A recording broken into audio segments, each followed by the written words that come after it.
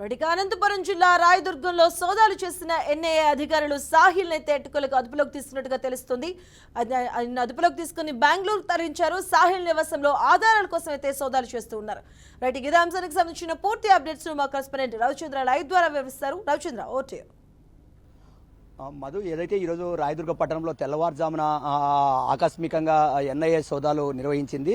ఏదైతే retired head master Abdul ఇంట్లో నిర్వహించిన సోదాల్లో ఆయన కుమారుడు ఎవరైతే బెంగళూరులో సాఫ్ట్వేర్ ఇంజనీర్గా పనిచేస్తున్న సాహిల్ను అదుపులోకి తీసుకొని వివరాలు సేకరించే ప్రయత్నంలో విచారణ నిమిత్తం రాయదుర్గం పోలీస్ స్టేషన్ తరలించారు. అయితే రాయదుర్గం పోలీస్ స్టేషన్ తరలించడంతో పాటు ఏదైతే ఇంట్లో ఏదైతే ఎన్ఐఏ ఏదైతే తనకు వచ్చిన సమాచారం మేరకు తగిన ఆధారాల కోసం ఇంటిలో కూడా సోదాలు నిర్వహించింది. అంతేకాక మనకి అందిన సమాచారం మేరకు సాహిల్ని ఇప్పుడు తదుపరి విచారణ నిమిత్తం ఇక్కడ స్థానిక పోలీసులకు సమాచారం అందించి సాహిల్ని బెంగళూరుకి తీసుకెళ్లారు ఎన్ఐఏ అధికారులు. అయితే ఈ అందిన సమాచారం మేరకు సాహిల్ ఎవరైతే ఈ ఉగ్రవాదులతో సంబంధాలున్న అనుమానితులతో ఎవరైతే ఉన్నారో వారితో కొంత వాట్సాప్ కాల్స్ మాట్లాడినట్లు, చాటింగ్స్ చేసినట్లు కొద్దిగా అనుమానిస్తుంది.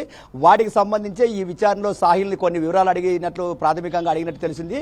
దానికి సంబంధించి సాహిల్ ఇచ్చిన సమాచారం మేరకు అదనపు సమాచారం కోసం తదుపరి విచారణ కోసం ఇక్కడ రాయదుర్గం నుంచి ఆయన బెంగళూరుకి తీసుకెళ్లింది.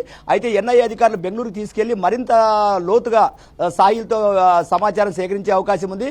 ఎవరైతే అయితే ఇప్పటికే ఎన్ఐఏ అధికారులలో కొంతమంది అనుమానితులు కూడా అదుపులో ఉన్నట్టు తెలిసింది. వారితో పాటు సాహిల్ను కూడా కలిపి ఈ విచారణ చేపట్టే అవకాశం ఉంది.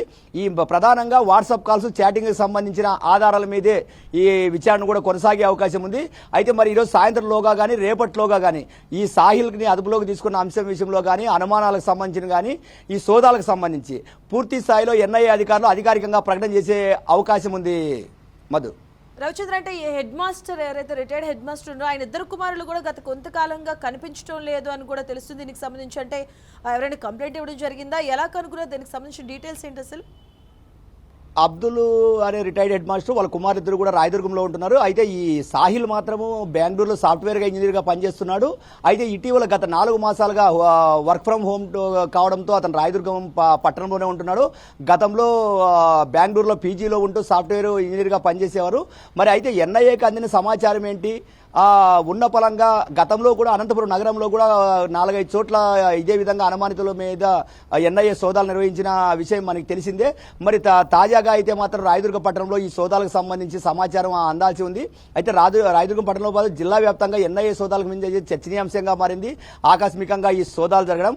మరి సాహిల్తో అయితే ఎవరెవరికి సంబంధాలు ఉన్నాయి, ఈ వాట్సాప్ చాటింగ్లు ఏంటి, వాట్సాప్కు సంబంధించిన కాల్స్, ఈ వివరాల మీదే ఎన్ఐఏ సోదాలు ప్రాథమికంగా సాహిల్ వివరాలు కోరినట్టు తెలిసింది.